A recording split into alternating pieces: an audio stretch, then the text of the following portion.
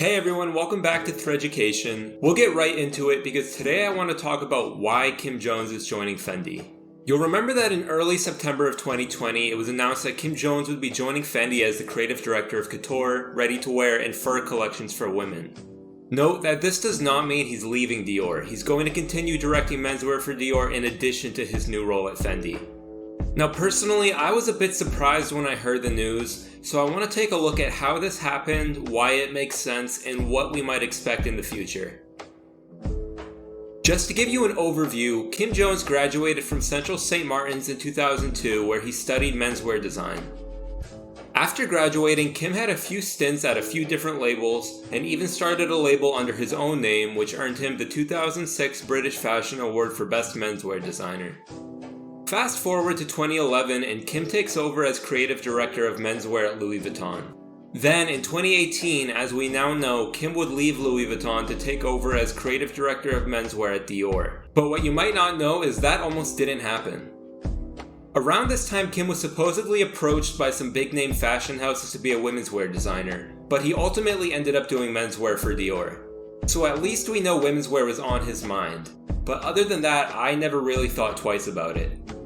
Now fast forward to 2019 and there is the unfortunate passing of fashion icon Karl Lagerfeld. I'm not going to go into the full history of Karl Lagerfeld here because he completely deserves a full video of his own. But for the purposes of this video, just know that Lagerfeld spent more than 50 years at Fendi where he served as creative director up until his death.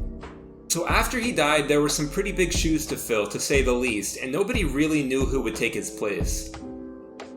And let's give props to LVMH here because they knew that this was the case and didn't really rush to find someone new. Instead, Sylvia Fendi has been running the show for the past year. For context, Sylvia is the daughter of Anna Fendi, one of the 5 famous Fendi sisters whose parents founded Fendi. She was already in charge of menswear and accessories for Fendi when she took on the role of interim womenswear director in his absence. She had some experience helping Karl with women's wear collections before, but made her solo women's ready-to-wear debut in September of 2019. And, you know, it was interesting, but the search for the next women's wear director was definitely not over. So there was Fendi looking for a women's wear director, and there was Kim Jones wanting to direct women's wear.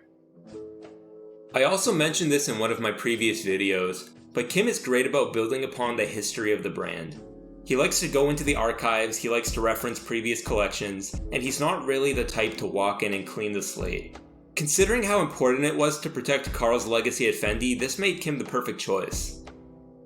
All that said, I'm really excited to see what Kim brings to Fendi.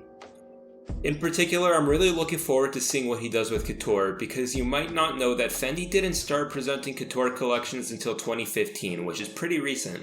So we're gonna have to wait and see what direction Kim chooses to take it in. Also, if you aren't familiar with Fendi, they're one of the last fashion houses still using real fur. And because Kim will be directing the fur collections, it'll be really interesting to see what he does with that. Animal rights activist group PETA notoriously feuded with Karl Lagerfeld over his use of fur at Fendi, and I don't see Kim being the one to make the switch to faux fur, so he may even have some controversy headed his way. The last thing that I want to talk about, is it possible that under the direction of Kim Jones, Fendi will have some major collaborations on the way?